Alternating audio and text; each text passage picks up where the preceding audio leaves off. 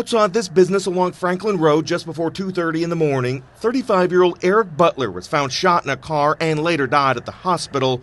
Before his death, Butler had been in the news since 2015 when he and 10 others were charged as part of the notorious Grundy gang, led by convicted drug kingpin Richard Grundy. He was found slumped in a car on a quiet Indianapolis street at 2 in the morning. Gunshot wounds. No witnesses coming forward. No suspect. The man behind the wheel had already cheated death once.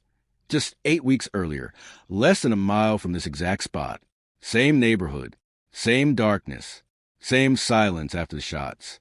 What are the odds that someone survives a targeted shooting, walks out of hospital, goes right back to the same streets, and then ends up dead 2 months later? 2 blocks away from where it all started. Either the most reckless kind of courage, or something pulling him back that he couldn't escape. Maybe both.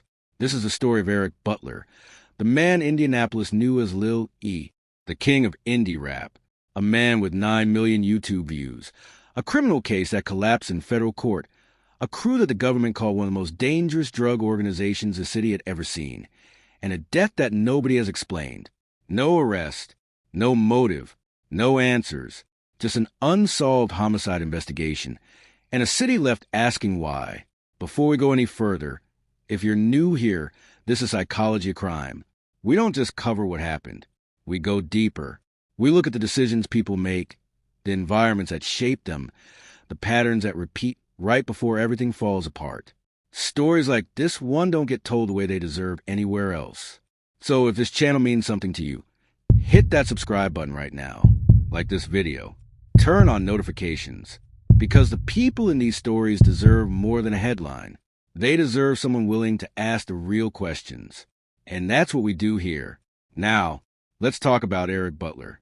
He grew up on the east side of Indianapolis, a city that doesn't get nearly enough national attention for what it produces, musically, culturally, and unfortunately, in terms of street violence. The 317, a city where some of the most authentic hip-hop in the Midwest was being built block by block, mostly by people who never got a major label deal, never moved to Atlanta, never chased a machine. They stayed home and grinded. Lil, he was the embodiment of that. He wasn't a peripheral figure. In the indie rap scene, he was the center of it. Nearly 100,000 monthly Spotify listeners. A collaboration album with Rio de Young OG. Professional shit talking that resonated far beyond Indiana. A song called Hardly Breathe that cracked 9 million YouTube views. Fans didn't just follow him. They claimed him. The greatest rapper to ever come out of Indianapolis. One fan wrote after his death, "It's not even a debate." That's not just admiration. That's loyalty. That's the kind of connection that takes years of authenticity to build. But here's the thing about Eric Butler, and this is where the psychology gets interesting. He never separated himself from the world he rapped about. Some artists find success and create distance. They move. They rebrand. They carefully manage what version of themselves the public sees. Lil, he didn't do that. Whether by choice, by loyalty, by circumstance, or by some combination of all three, he stayed in it. And the world he stayed in had a very specific name. The Grundy Crew. Richard Grundy III was, by the federal government's own description, Indianapolis's public enemy number one. He ran a drug trafficking organization that flooded the city with methamphetamine, heroin, cocaine, and marijuana, with supply lines stretching from Indianapolis all the way to Phoenix, Arizona. The operation moved an estimated $3.5 million worth of product in just over a year. Grundy had been implicated in at least 10 violent deaths. And when federal prosecutors finally put him away in 2019, they sentenced him to life in prison with no possibility of parole. The U.S. attorney called it, and I'm quoting here, "as big a win as our criminal justice system has had in this city in the last 25 years. Eric Butler, Lil E, was a high-ranking member of that crew. In 2015, Butler and 10 others were charged in connection with a series of violent crimes and murders tied to the Grundy organization.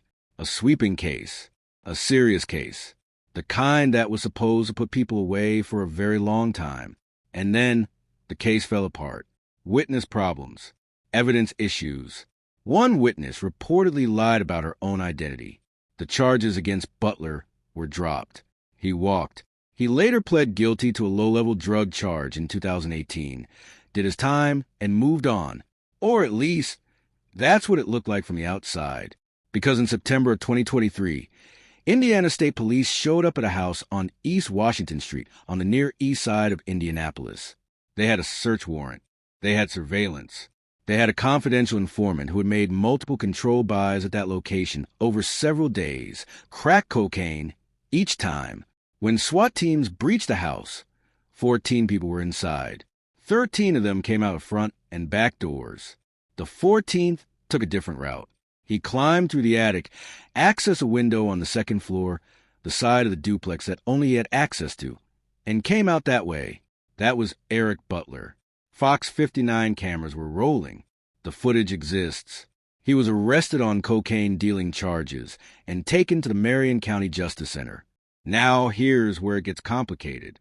In February 2025, a year and a half after that arrest, a jury found Eric Butler not guilty. Not guilty of dealing cocaine. Not guilty of dealing in a narcotic drug. Not guilty of unlawful possession of a firearm by a serious violent felon. A complete acquittal on every count. He walked again. Think about what that does to a person psychologically. What it does to their sense of invincibility. Their belief about what they can survive. Because here's a man who has now beaten a massive gang conspiracy case. Beaten a cocaine dealing case, where officers literally watched him on camera choosing the attic window over the front door. Every time the system came for him, he walked. You start to wonder whether a pattern of legal escapes can quietly rewire someone's sense of risk, whether beating the system once, twice, 3 times give you a feeling of protection that isn't really there, because the court system wasn't what was coming for him next. 2 months before his death, in April 2026, Butler was shot at an auto repair shop on the east side. He survived. Let that sink in for a moment. Someone shot Eric Butler, a man with his history, his connections, his awareness of the streets, and he survived. Most people in that situation are relocating. They're laying low. They're rethinking everything. But Butler didn't disappear. He stayed on the east side. He stayed visible. He even posted on Instagram in what would be some of his final messages. Real ones never break. We bend but don't fold. He teased a new song he was working on called Viral Moment. He was talking about success, about dreams. Whatever was happening around him, the version of himself he was projecting publicly was still moving forward. Was that courage? Denial? Calculation? Or was there something, some obligation, some situation he was already in that didn't give him the luxury of disappearing even if he wanted to? We don't know, and that question matters. What we do know is that on June 19th, 2026, at 2:25 in the morning, officers responded to reports of shots fired on the 200 block of South Franklin Road, less than a mile from where he'd been shot in April. They found him in a car. Gunshot wounds. Critical condition. He was rushed to Escalating Hospital. By the time he got there, he was gone. Eric Butler was 35 years old.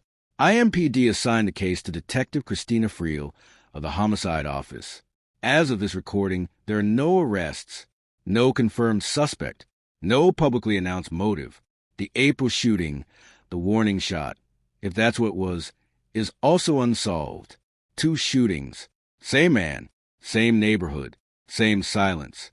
Now, here is where I want you to really sit with something. There's a theory circulating in the Indianapolis community, unverified, not confirmed by police, not sourced in any published reporting, that Lil E's death was connected to a significant debt. Street talk puts a number on it. $750,000, allegedly owed to dangerous people. I want to be very clear. We cannot confirm this. It is community speculation, not established fact. But the reason it's worth discussing isn't the number. It's what the pattern suggests. Because here's what we can confirm.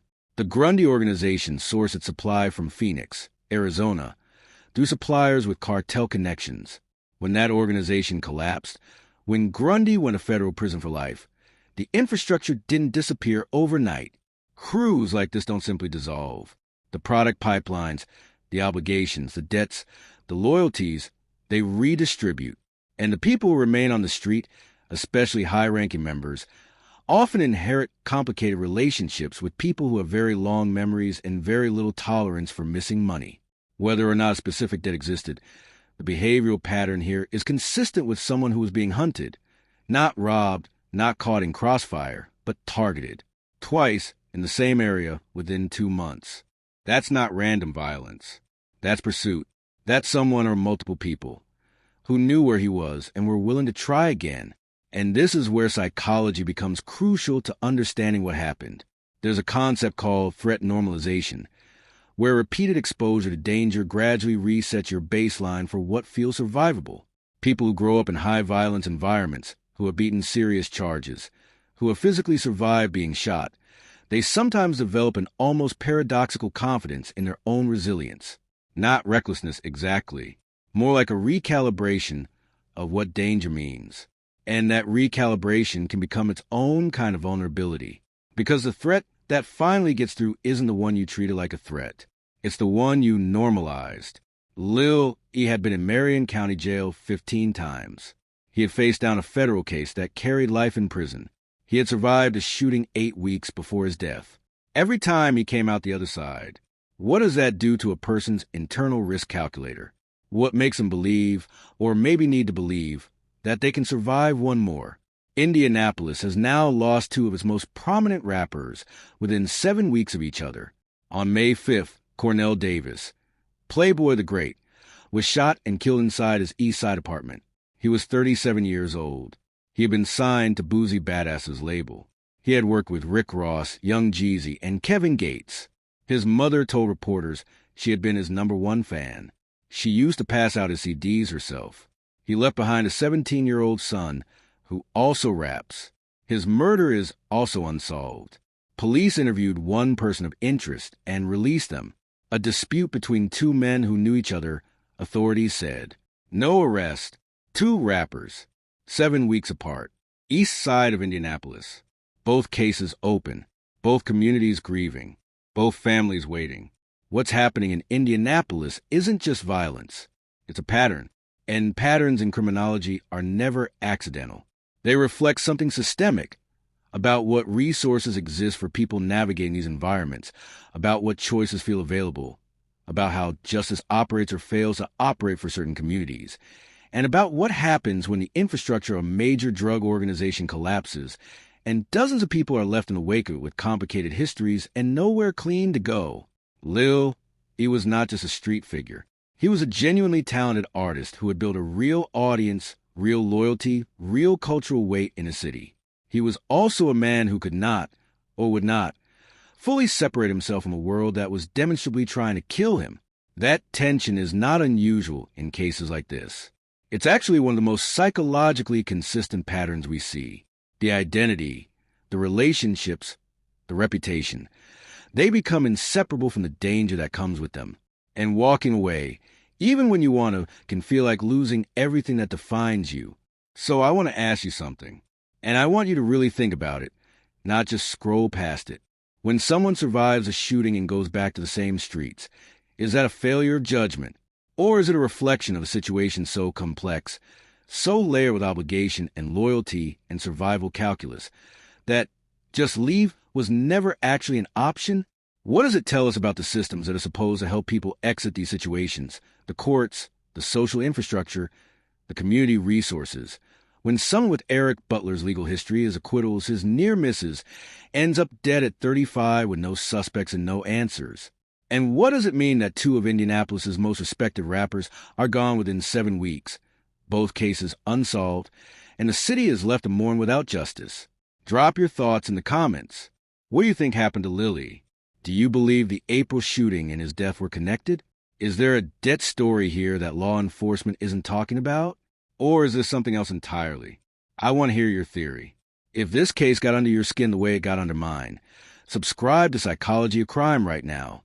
Every week we go deeper into the cases that deserve more than a 2-paragraph news story. We ask the questions the headlines skip. We try to understand not just what happened, but why. That's the work. And it only continues if you're here with us. Subscribe. Hit the bell. Come back for the next one. Because the story of Indianapolis is not over. And neither are the questions.